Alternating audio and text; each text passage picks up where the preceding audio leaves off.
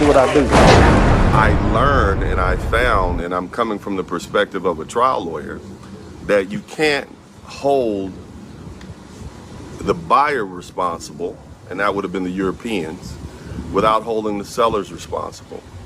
And when I'm talking about the sellers, I'm talking about those dozens and dozens of slave purchasing pens all along the west coast of Africa, from Sierra Leone all the way down to Ghana, all the way down to the Congo. And these African nations actively participated in slavery. Now, see, here's the thing. A lot of you are saying, the first thing you're going to say is they didn't know what they were doing. And I would think that's foolish, because slavery did not commence with the transatlantic slave trade. For 1,600 years prior to the beginning of the transatlantic slave trade, Africans were selling other Africans on the sub-Saharan or the Saharan slave trade. So they knew the horrors of slavery. In addition to that, as far as the direct connection with the Americas, there were Africans who participated in the slave trade who themselves were enslaved, purchased their freedom or managed to get free, and then they themselves participated in the slave trade. This is a nefarious business venture that persisted for over 500 years. And African leadership knew. When we talk about the king of the Congo, this man was educated in Portugal. He even took on a Portuguese name. He was educated at one of their best universities, and they actually had deals with these different European nations for the exportation of slaves. They benefited from it. There's documentation showing that these African nations, whether they be a chieftain or a kingdom or a queendom, benefited from the whole notion of this Dahomey tribe thing, right, was that they were fighting to keep their slaves. This is the whole point. They would initiate wars, they would manufacture wars so they have a reason to go out and take black people from other parts of other nations and bring them in. Now, here's the thing. The problem that you're going to run across is that many people will say things like, oh, well, these nations didn't exist. They're going to say things like the country of Nigeria, which was a prominent slave transportation center, didn't exist back then. But then we have something called successor liability, okay? Successor liability, or successor nation liability. That is a well-honed international law concept that says that the nation that inherits the property also inherits the debt. The nation that inherits the wealth also inherits the responsibilities from that predecessor.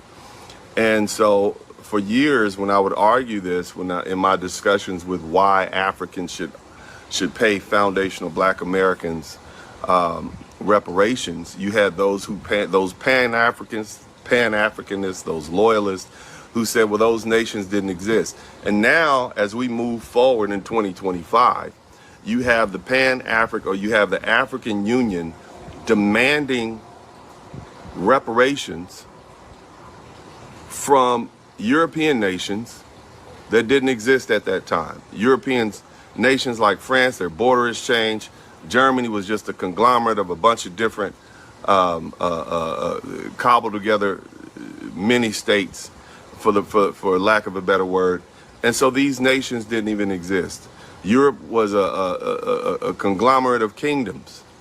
So how can we hold them responsible? Well, the same way we as foundational Black Americans should be able to hold these African nations responsible.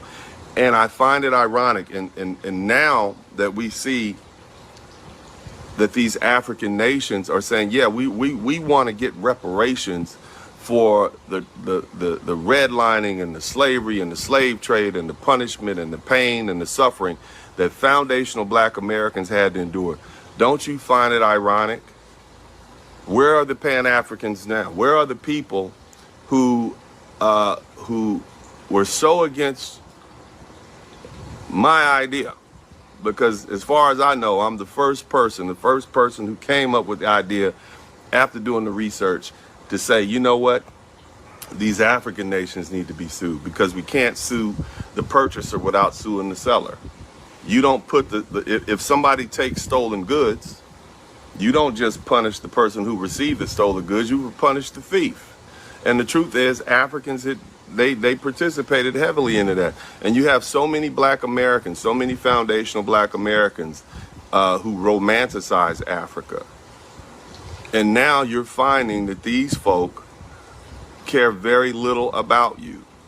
They are willing, they realize that African Americans, and when I say African Americans, I mean foundational black Americans, and that is those of us who can trace our roots to the United States of America, not just to slavery, but those who can trace it all the way back to before slavery even began.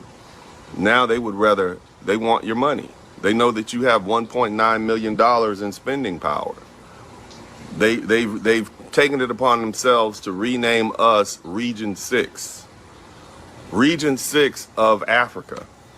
Many of you all have never even been to Africa. You wouldn't be able to tell me any of the 54 names of the African nations. They've never sent any boats here to get us, but now that there's some money to be stolen, now that there's some money to be confiscated, now that there's some money to be taken, now all of a sudden they want to be brother. How many of you all have heard of some of the mean, nasty things that Africans in general have said about us? They refer to us as stray cats, which is a term that means a kata is a cat with no home. They love to come over here and tell us we have no nation. They don't say that to Jamaicans. If a Jamaican says, I'm from Jamaica, nobody said, well, what tribe are you from? I'm Jamaican. That's their nationality. Same thing with the Trinidadians. I don't see people from Ghana and Nigeria and going to Trinidadians and saying, hey, where you from? I'm from Trinidad. Oh, what nation you from? I'm from Trinidad. That's my nation. But with African Americans or with foundational black Americans, they have this insidious need to try to put us down by saying things like, oh, well, you don't know where you from. I'm from America. I'm an American. I'm a foundational black American.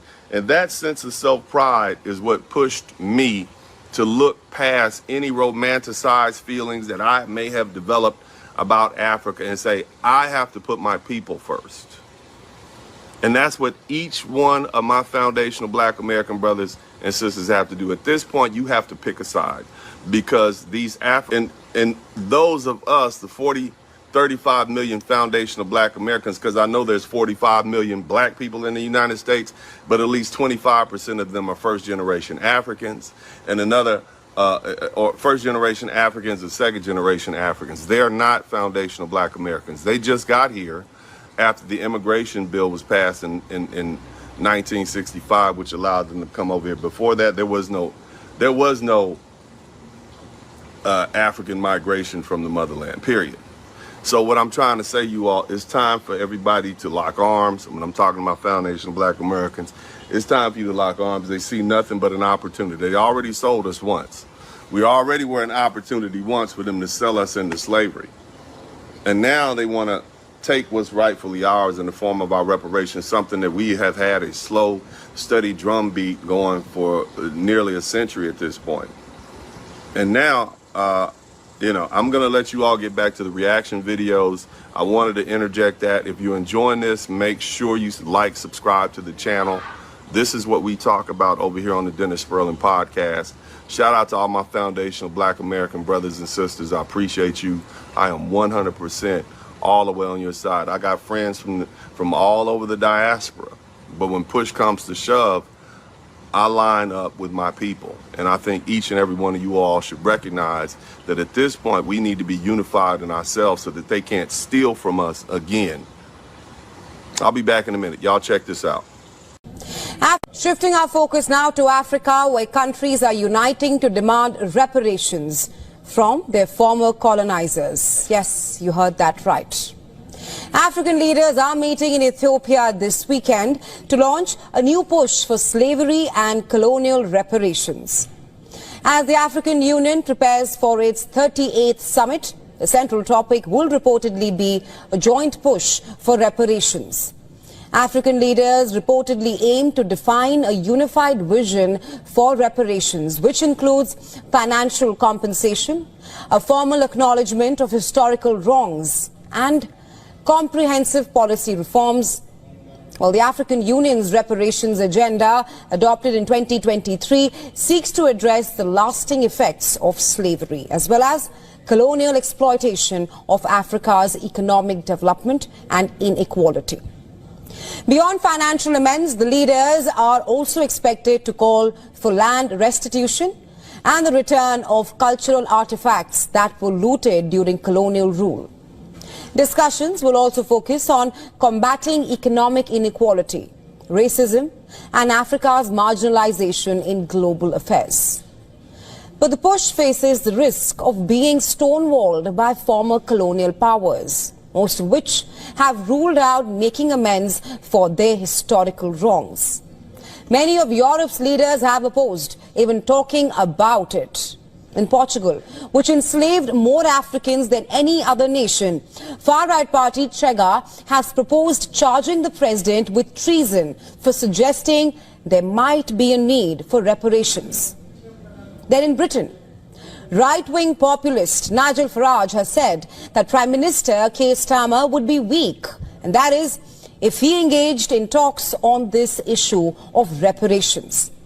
Lastly, in France, President Emmanuel Macron has ruled out reparations, calling for reconciliation instead, with the former colonizers unwilling to engage in a debate. What's up, what's up, what's up? Welcome to the broadcast. This is Uncle D.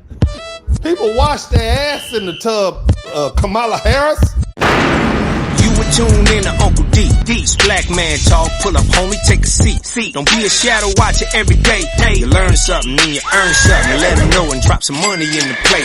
It's getting cold, ladies, talking ratchet. There's a king here, grab your coat, zip your jacket. Keep quiet for a second, close your jaw. Attorney Spurling, this ain't pearly, know the law. Talking Constitution, pushing pins when he shooting, give him that. Masculinity, just for the record, sprinkle that. You can keep your cat, gotta cut it. Only cat he rubbing, gotta love it. I call it Holly Buddy. Gotta vote your interest, vote and earn. Presidential, this is for the money that I earn. When you gon' learn, my people, that evil mixed with evil. No matter what you're doing, baby, this ain't equal. Sometimes when you're special, you get hated. The test is for the best, you're damn right, my people made it. Uncle D, Blizzard King, you been served, gotta know this now. Black men out here know we winning, gotta hold it now. Uncle D, you been served, get your notice now. Black men out here know we winning, gotta hold it now. Uncle D, you been served, get your notice now. Black men out here know we winning, gotta hold it now. Uncle D, you been served, get your notice now. Black men out here know we winning, gotta hold it now. Hey man, I'll do what I do. Somebody need to whip your ass. Get up and whip him, Sweets. Hey, don't be putting the money in my hand all rough. Take your ass out here. You buy you a Flowbee and cut your own damn hair from now on.